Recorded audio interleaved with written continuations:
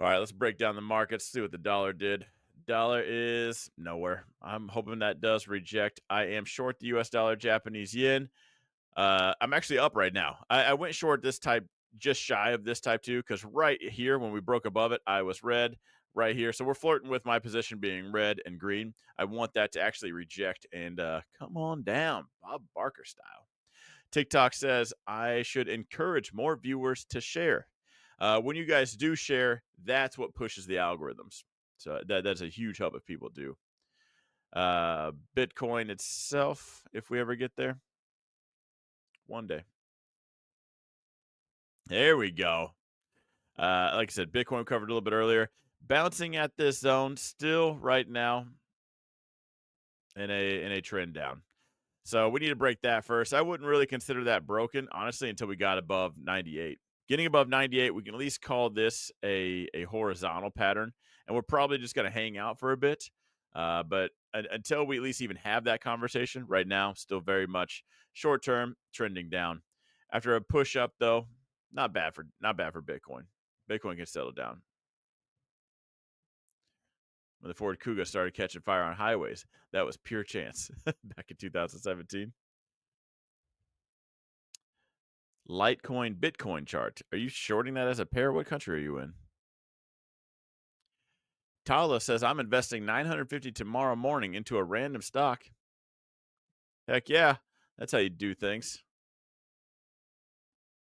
What will Tesla go to by Monday? I don't even want to say it. It better be 300, but it better be after I get into a short position. Chat, can you guys do me a huge solid? Can you look up when delivery numbers are? Is it morning or after hours? That's really what I need to know right now. Oh, I'm gonna be legitimately pissed if they're announcing deliveries pre-market. God, that would suck. You think I should invest in Bitcoin or XRP? I think you should have a plan. I'll tell you, I have both of them. But I don't know your situation. I don't know anything about. What I wouldn't do is I wouldn't put money into anything right now that I would need to sell later. I do think things are going to get rough next year. So talking as investments, you're going to watch them all go down. So no way would I want to put money in there, watch it go down, make an emotional decision to sell, and then watch it come right back up. Next year for me is an accumulation year. I'm accumulating everything. The more we sell off, the better. All right, as of right now, so we had these lines here, and I've kind of figured we would stay the rest of the year in that, which we talked about back here. Pure coincidence. As of now, I have been doing this 12 years, but that was just dumb luck. Anyway, I'm excited to see where we go. Do we break this thing and head south?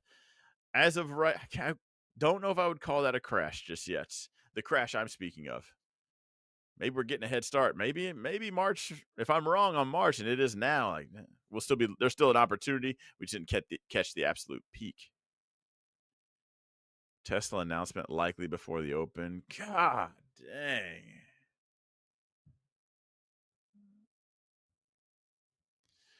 The most market tops was in January. I'll have to look that up. All right, so futures actually did gap up. Now we gapped up, pushed up, rejected that blue zone. We're headed right back down. So I gotta say, if tomorrow we do close south, I'm gonna have to go short the markets and just play the overall trend. Remember, anytime we had this red down day and then we're just sideways in between, breaking above or below is likely the direction we're gonna go for a bit. So that's why I think, if anything, this zone kind of held us here for a bit. But if we do break that and close, I'm going to have to go short. NASDAQ already did.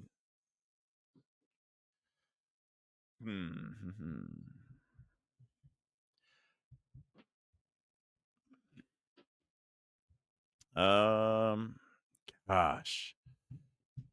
All right, so I'm actually going to go short the NASDAQ real quick. So I'm going to short the NQ contract. My stop is going to be right above this wick. I don't know if I would copy it, guys. Time and place overnight like this, you're asking to tag out. Not only that, you're asking to tag out right here and it be down here in the morning anyway. The trade's going to pan out, but it still ends up being a loser. So just full disclaimer, please do your own due diligence. That's what all the YouTubers say. But I'm going to go short right now.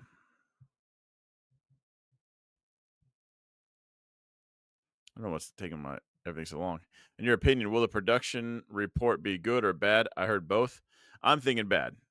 You talking, Brandon? You're talking about deliveries for Tesla, I assume.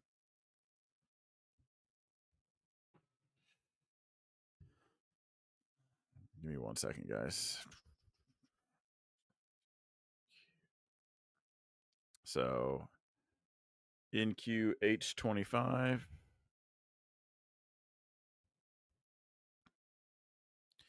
Cool. 21 to 19 even. Oh, instantly red. What a.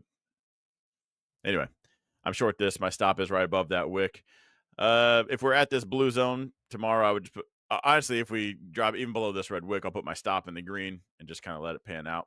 More than likely, that either tags out overnight, drops down. I put my stop in the green before I go to bed, and then it tags out by morning. If we just melt this thing down, I might even not even move my stop up. I might just leave it there, just to catch more of that ride down. Earnings start to come out mid-January. May hope the market until the end of February, first part of March. I hope so. That'd be my plan. Still probably a little bit premature. The reason why I'm shorting it right here and why I'm not buying, because it's entering this zone.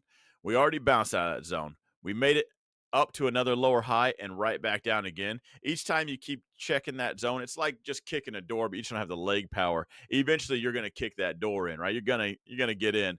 So we bounced lower high. We kept trying it again, and we just kept getting weaker and weaker. The door kept getting weaker and weaker. We finally closed below this range, and that's why I'm going short now.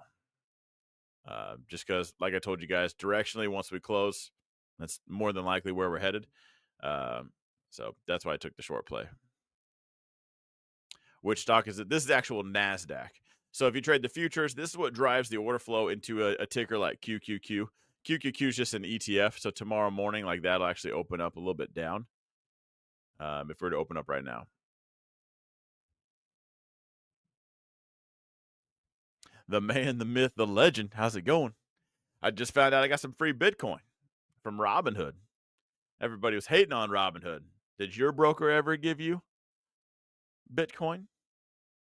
What's funny is I get paid from Owanda. They pay me for every trade. And then Thinkorswim actually gave me a gift for being a top 1% futures. It was like a top 1% futures trader. They gave me like this little tray and had a bunch of like tiny things in there. It was actually really cool. And then Robinhood.